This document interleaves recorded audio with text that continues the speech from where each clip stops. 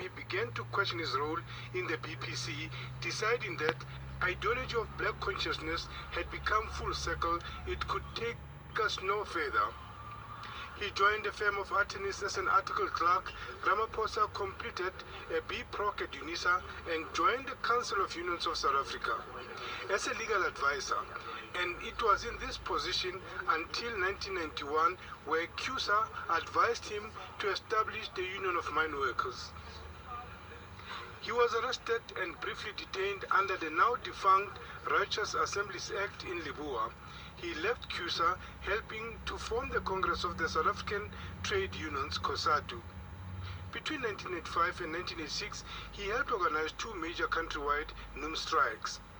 He received the Olof Palme Prize in October 1987 in Stockholm, in an annual prize awarded for an outstanding achievement in the spirit of Olof Palme. He resigned from NUM as Secretary General. That same year, he was elected Secretary General of the ANC.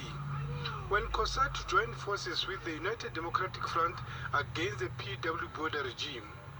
When Nelson Mandela was released from prison, Ramaphosa was on the National Reception Committee. Winning. Moving around the car.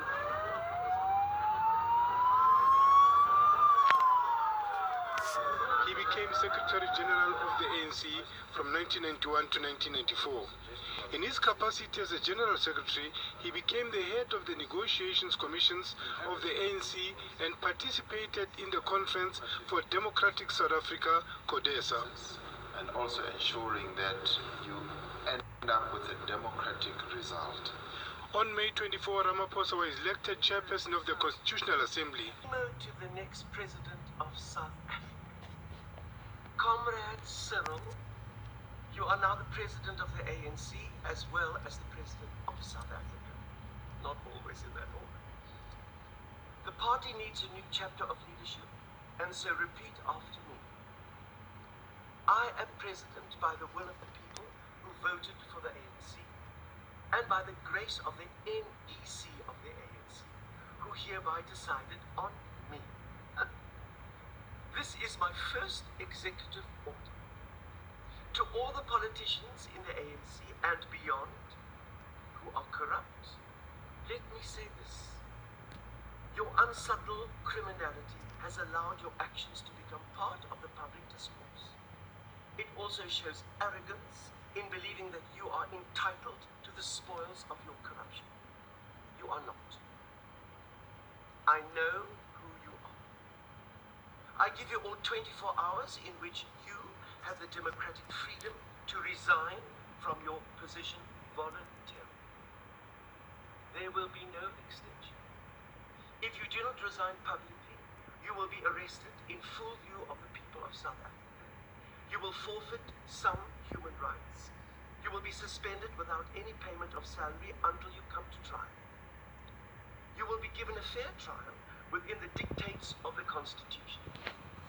If you are found not guilty, you will be free to accept our apology. If you are found guilty, you will be imprisoned for 30 years before any parole can be applied for. Your properties and investments will be confiscated. Your party membership will be terminated. You have 24 hours. That 24 hours starts now. Girl is a bit happier tonight. Last year, 8-year-old Daisy Ngetle sent a letter to President Cyril Ramaphosa. The note went viral on social media, and now... Dear Mr. Ramaphosa, you inspire everyone in this country. I want to be a president just like you. Were you friends with Nelson Mandela? Can girls be president? Little did Daisy Ngetle know her letter would tug on the heartstrings of the nation, and in particular... I'm sure Nelson Mandela would have loved to have met a young lady as gracious as you. He would have told you that girls can do anything they want in the world. Have you ever thought what was the first thing you would do if you were president in South Africa? I would definitely vote for you too, Daisy. Still, having spent such a lovely day with you, I keep thinking of your remarkable career and your achievements having grown up in Soweto, going through university, through detention, solitary confinement, and at the age of 30 becoming the General Secretary of the National Union of Miners. Now tell me something. You are a qualified lawyer. Why did you become a miner and not go into private legal practice instead? Well, I didn't become a miner. I just worked for a miners' union, which I was asked to help in forming by the Council of Unions of South Africa. I saw it as a privilege. When I was at university, I always wanted, it as a privilege. When I was at university, I always wanted to go to the mines. My grandfather was a miner, a diamond miner. And I always felt that mine workers were the most downtrodden people in this country. And in a way, I wanted to drink from that cup of oppression and suffering so that I could identify more and more with our people. Cyril, Together with a number of other people, we are doing exactly that. Yeah. Many of our leaders have gone into cabinet, into parliament, and there has been a brain drain in the ANC. Yeah. Some of us, therefore, have to remain in the ANC and hold the fort and prepare the ANC for the 1999 elections, which I believe, you know, Evita, there's life and work outside the cabinet. And I felt that it is important to restructure. In something very strange the other day in Pretoria, your file. Yeah, we've all got files. I've got a little one and you've got a very big file. Do I really? Yeah, and I found just an extraordinary selection of photos.